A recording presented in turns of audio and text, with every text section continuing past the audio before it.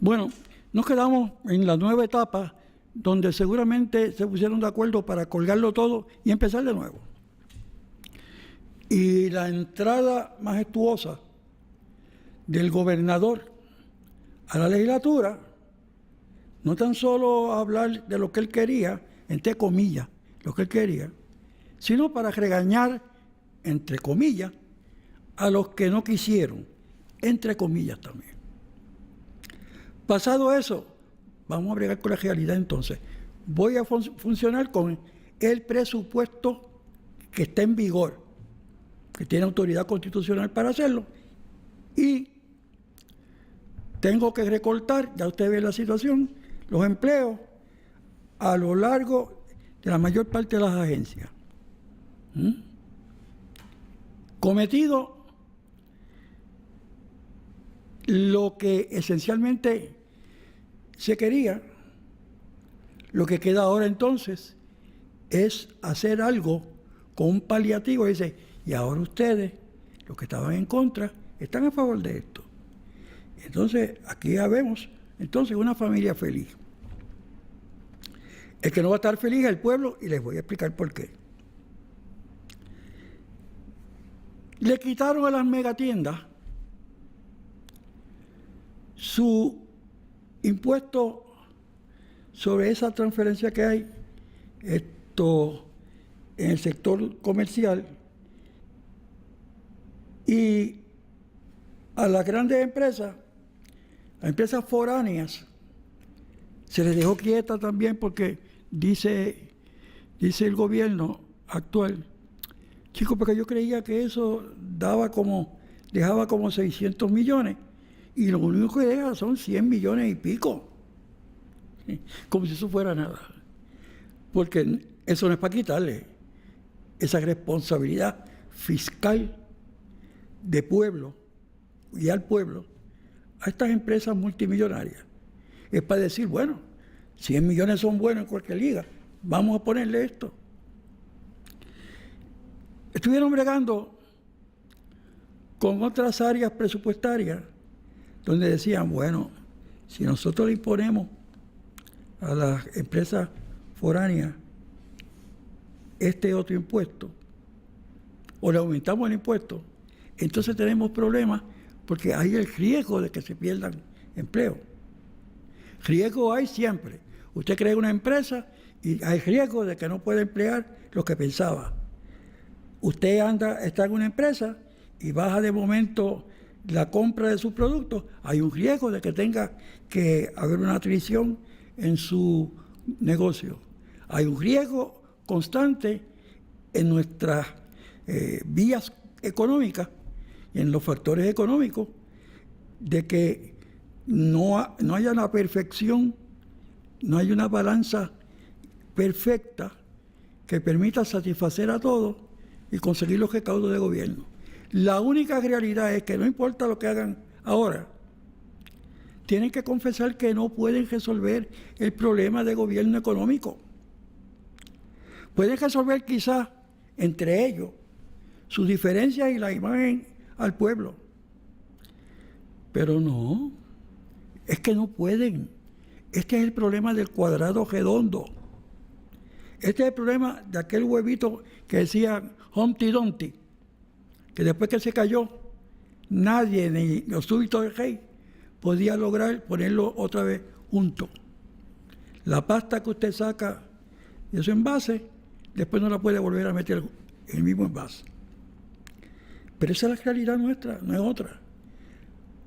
¿Qué es lo que pasa?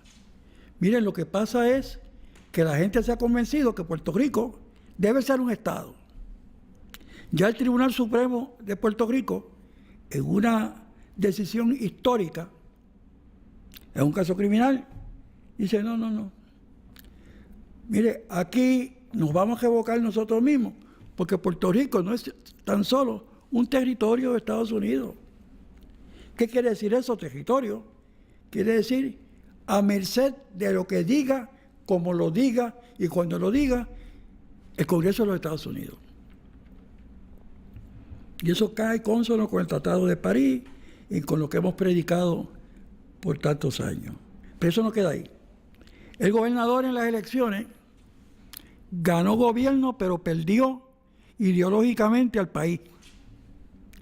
Y lo pierde la ideología, entre comillas, que los llevaba a enfrentarse a la estadidad, porque no aguantó esa forma de bregar con Puerto Rico, no aguantó la fuerza de los embates, de los cambios económicos, y ahí surge entonces un voto que es más estadista que lo que se votó por el Partido Nuevo Progresista.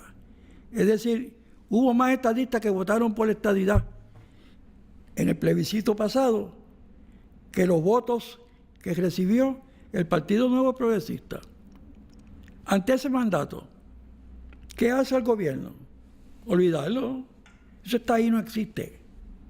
Eso fue algo que se hizo como los concursos de belleza. No, la verdad es que la estadidad sacó 61% por ahí de los votos. Y si hubiera recibido el 50% también. Y si hubiera recibido otro respaldo fuerte hacia la estadidad, bajando el llamado endoso al Estado Libre Asociado, si es que eso se puede endosar, también es la voluntad del pueblo en un proceso electoral libre y democrático. Ahí tiene el problema él. Plantear el problema, va al Congreso y le dice, no, eso fue un trial run. Eso fue para ver cómo estaban las cosas, más o menos, para probar cómo está el pueblo alineado. Pero no. Eso no representa nada a la voluntad del pueblo. Y mire, vamos a hacer unos cómputos y verá que apenas sacó un 40 y pico, casi un 50%. Se acabó. Y mientras él hace eso, le da la espalda al resultado del plebiscito. Y hay un montón de gente que ni dice algo, ni hace algo. Porque los estadistas, que somos la mayoría en este país, están acostumbrados a que una minoría haga lo que quiera. Y el partido estadista no suena. Un partido nuevo progresista o un partido estadista que no suena.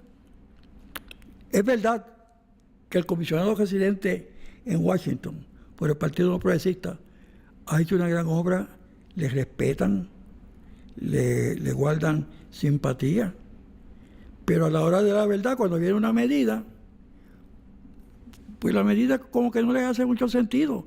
Puerto Rico no puede pagar su deuda externa, no puede pagar las deudas de su funcionamiento de gobierno. Y nada aquí lo resuelve. ¿Por qué? Porque es más de lo mismo. La misma economía puertorriqueña dando vueltas. Entre las mismas personas, de la misma forma, el mismo resultado. Y allá les habla de unas cosas, pero el comisionado residente le hace los planteamientos que pueden resultar bien para unas cosas, pero enmendar la ley de quiebra para que las corporaciones públicas puedan irse a la quiebra, ¿qué va?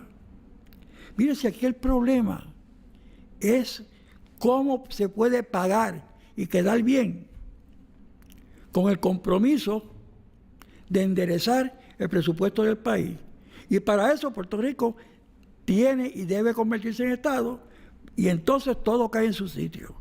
El gobierno de Estados Unidos tiene que traer dinero. Dinero como mismo se lo da por allá a los países orientales, y le da ayuda a todo país que esté peleando frente a esa modalidad de terrorista. Mire, le da dinero para un montón de programas, y estoy hablando de millones de dólares. Y a nosotros, que nosotros nunca pedimos ser parte de Estados Unidos, y a Dios gracias lo somos, a nosotros nos coge regalados bajo el Tratado de París, y llevamos 116 años como una colonia. No es correcto lo que dicen por ahí los que favorecen la estadidad, que es la cláusula territorial que opera. No. La cláusula territorial de la Constitución de Puerto Rico se estableció para que esos pedazos de terreno que estaban cercanos o casi, diríamos, alejados, añadidos o de poca distancia entre sí, esos territorios que pertenecían, inclusive había unos que pertenecían a Francia, etcétera, se compraron por Estados Unidos para así añadirlo y hacer un estado más grande o convertirlo en un estado con otro territorio. Es decir, la Constitución americana y el Tribunal Supremo de Estados Unidos lo ha dicho de manera clara. No tolera, no aguanta una colonia dentro de su estructura, porque Estados Unidos nunca fue y no ha sido un país dedicado a la conquista, y al no ser dedicado a la conquista, pues mire, Estados Unidos compró territorios, pedazos de terreno, etcétera, pero era para su propio establecimiento y cuadrar la extensión de sus respectivas soberanías. En caso de Cuba, el compromiso era de darle la independencia, después de muchos ruidos se lo dieron. En el caso de las Filipinas, se la dieron. ¿Y a Puerto Rico qué? A Puerto Rico le siguen dando lo mismo porque le es conveniente, a pesar de que ya el pueblo de Puerto Rico dijo que quería la estadidad, que es el único requisito. Vamos a continuar en el tercer segmento de nuestro programa y continuaremos este análisis.